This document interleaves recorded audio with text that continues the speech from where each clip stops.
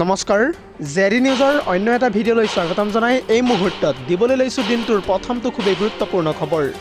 আপুনি বাৰু এতিয়ালৈকে অৰুণোদয় আঁচনিৰ ধন পোৱা নাই নেকি? যদিহে পোৱা নাই তেন্তে চিন্তা নকৰিব, কাৰণ মাহে মাহে অৰুণোদয় আঁচনিৰ ধন লাভ কৰি থাকিবলৈ আপুনি কৰক 5টাকৈ বিশেষ কাম।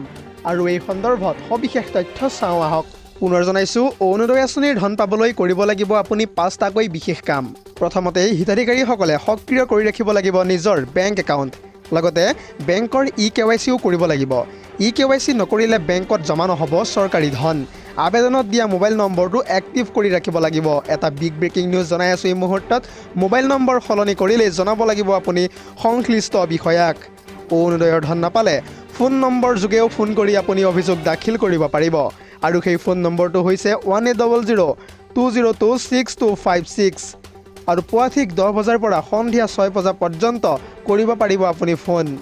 অৰুণোদয়ৰ ধন নাপালে এই নম্বৰটোত আপুনি ফোন কৰি প্ৰশ্ন কৰিব পাৰিব চৰকাৰী বিষয়াক। আৰু কি কাৰণে জমা হোৱা নাই আপোনাৰ একাউণ্টত অৰুণোদয় আঁচনিৰ ধন, সবিশেষ আপুনি ফোন কৰি সুধিব পাৰিব।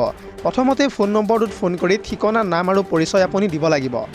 আৰু লগতে অভিযোগ দিয়াৰ পিছতে লগে লগে তেওঁলোকে পৰীক্ষা কৰিব আপোনাৰ বেংক একাউণ্ট। অৰুণোদয়ৰ ধন নাপালে ব্লকৰ কাৰ্যালয়ত গৈও আপুনি অভিযোগ দাখিল কৰিব পাৰিব। আজিৰ আমাৰ পৰৱৰ্তী খবৰটো হৈছে আন এটা বহুতেই বেছি গুৰুত্বপূৰ্ণ খবৰ, কিয়নো আগন্তুক নিৰ্বাচনত মুছলমানৰ ভোট নালাগে। সকলো চৰকাৰী সুবিধা পায়ো বিজেপিক নিদিয়ে ভোট। মুছলমানৰ বিৰুদ্ধে এনেদৰে এতিয়া মন্তব্য কৰি ৰোষত পৰিছে বিজেপিৰ মন্ত্ৰী। আৰু এই সন্দৰ্ভত ক'ত এই ঘটনাটো সংঘটিত হৈছে সবিশেষ তথ্য চাওঁ আহক। পুনৰ জনাইছোঁ, মুছলমানৰ বিৰুদ্ধে মন্তব্য কৰি ৰোষত পৰিছে এইবাৰ খোদ বিজেপিৰ মন্ত্ৰী। আগন্তুক নিৰ্বাচনত মুছলমানৰ ভোট নালাগে বুলি আপত্তিজনক মন্তব্য কৰিছিল কেন্দ্ৰীয় মন্ত্ৰীয়ে। কেন্দ্ৰীয় মন্ত্ৰী গিৰিৰাজ সিঙে এই মন্তব্য কৰাৰ পিছতে এতিয়া বিতৰ্কত তেওঁ সম্পূৰ্ণৰূপে সোমাই পৰিছে। চৰকাৰৰ পৰা সকলো সুবিধা পায়ো বিজেপিক ভোট নিদিয়ে হেনো মুছলমানে, এই মন্তব্য গিৰিৰাজ সিঙৰ। লগতে গিৰিৰাজ সিঙে কয় যে মুছলমানক নিমখৰাম বুলিও এতিয়া আখ্যা দিছে গিৰিৰাজ সিঙে। আয়ুষ্মান আঁচনিৰ সুবিধা লাভ কৰা এজন মৌলবীক বিজেপিক ভোট দিয়ে নে নিদিয়ে সেই প্ৰশ্নটো সুধিছিল গিৰিৰাজ সিঙে। আৰু সেই প্ৰশ্নটোৰ উত্তৰত বিজেপিক ভোট দিয়া নাই পাকে পকাৰে এনেদৰে কৈছিল সেই মৌলবীজনে। আৰু তাৰ পিছতেই আগন্তুক বিহাৰ নিৰ্বাচনত বিজেপিৰ ভোট নালাগে বুলি এনেদৰে এতিয়া মন্তব্য কৰিছে গিৰিৰাজ সিঙে। আৰু তাৰে পৰিপ্ৰেক্ষিতত এতিয়া বিহাৰত বিজেপিয়ে সাম্প্ৰদায়িক বিষবাষ্প বিয়পোৱাৰো অভিযোগ তুলিছে এতিয়া গিৰিৰাজ সিঙৰ বিৰুদ্ধে। পৰৱৰ্তী খবৰটো হৈছে মাৰ্কিন ৰাষ্ট্ৰপতি ডনাল্ড ট্ৰাম্পৰ বিৰুদ্ধে এইবাৰ গৰজি উঠিছে লাখ লাখ লোক। প্ৰায় 27খন চহৰৰ 70 লাখ লোকে প্ৰতিবাদ সাব্যস্ত কৰা পৰিলক্ষিত হৈছে ডনাল্ড ট্ৰাম্পৰ বিৰুদ্ধে। আৰু এই সন্দৰ্ভত সবিশেষ তথ্য চাওঁ আহক। নিজ দেশতেই এতিয়া প্ৰতিবাদৰ সন্মুখীন হৈছে মাৰ্কিন ৰাষ্ট্ৰপতি ডনাল্ড ট্ৰাম্প। ডনাল্ড ট্ৰাম্পৰ বিৰুদ্ধে প্ৰতিবাদ সাব্যস্ত কৰিছে আমেৰিকাৰ লাখ লাখ লোকে। আমেৰিকাৰ প্ৰায় 27খন চহৰত ট্ৰাম্পৰ বিৰুদ্ধে প্ৰতিবাদ সাব্যস্ত কৰিছে সাধাৰণ লোকে। 70 লাখ লোকে অংশগ্ৰহণ কৰিছে প্ৰতিবাদী কাৰ্যসূচীত। এটা ডাঙৰ খবৰ জনাই আছোঁ এই মুহূৰ্তত, মাৰ্কিন ৰাষ্ট্ৰপতি ডনাল্ড ট্ৰাম্পৰ প্ৰশাসনে জ্বলা-কলা খুৱাইছে এতিয়া আমেৰিকাবাসীক। লাখ লাখ লোকে নো কিংছ ধ্বনিৰে উত্তাল কৰি তুলিছে এতিয়া আমেৰিকাৰ পৰিৱেশ। নিউয়ৰ্কৰ টাইমছ স্কোৱাৰ, বষ্টন, আটলাণ্টা, চিকাগোৰ উদ্যানৰ লগতে ৱাশ্বিংটন DC আৰু লছ এঞ্জেলেছৰ ৰাজপথত এতিয়া প্ৰতিবাদ সাব্যস্ত কৰিছে আমেৰিকাৰ লাখ লাখ লোকে। পৰৱৰ্তী খবৰটো হৈছে আন এটা বহুতেই বেছি গুৰুত্বপূৰ্ণ খবৰ। এইবাৰ PM কিষাণৰ 21 নং কিস্তিৰ ধনক লৈ আহি পৰিছে এটা বিগ ব্ৰেকিং নিউজ। কাৰণ PM কিষাণৰ 21 নং কিস্তিৰ ধন পাবলৈ আপুনি সাজু হৈ লওক, কাৰণ দেশৰ লাখ লাখ কৃষকৰ বাবে আহি পৰিছে এই মুহূৰ্তত এটা বিগ ব্ৰেকিং নিউজ।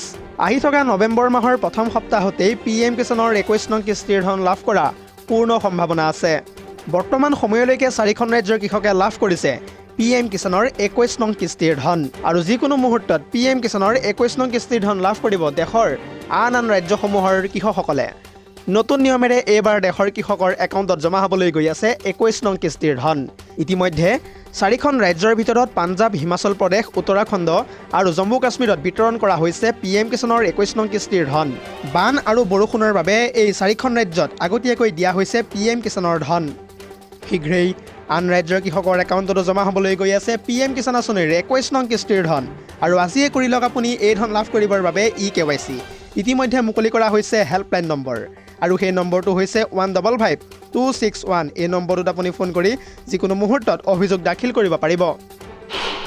আজিৰ আমাৰ পৰৱৰ্তী খবৰটো হৈছে আন এটা বহুতেই বেছি গুৰুত্বপূৰ্ণ খবৰ। ৰাজ্যৰ লাখ লাখ যান বাহনৰ গৰাকীৰ বাবে আহি পৰিছে এটা ডাঙৰ খবৰ। ইতিমধ্যে বৃদ্ধি কৰা হৈছে পুৰণি বাহনৰ এককালীন নিষ্পত্তিৰ সময়সীমা।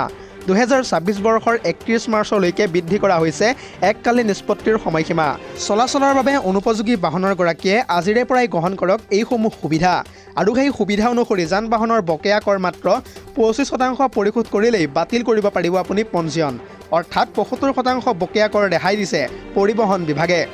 আৰু বাহনৰ স্পেঙিঙৰ প্ৰমাণপত্ৰৰ জৰিয়তে লাভ কৰিব পাৰিব আপুনি এইসমূহ সুবিধা। প্ৰমাণপত্ৰৰ জৰিয়তে নতুন বাহন ক্ৰয় কৰিলে ব্যক্তিগত বাহনৰ ক্ষেত্ৰত আগন্তুক 15 বছৰলৈ 25% কৰ পৰ্যন্ত আপুনি ৰেহাই পাব। বাণিজ্যিক বাহনৰ ক্ষেত্ৰত 8 বছৰলৈ 15% কৰ পৰ্যন্ত ৰেহাই পাব। আৰু এই ডাঙৰ মন্তব্য কৰিছে পৰিবহণ বিষয়া তথা গৌতম দাসে। News desk report, ZD news.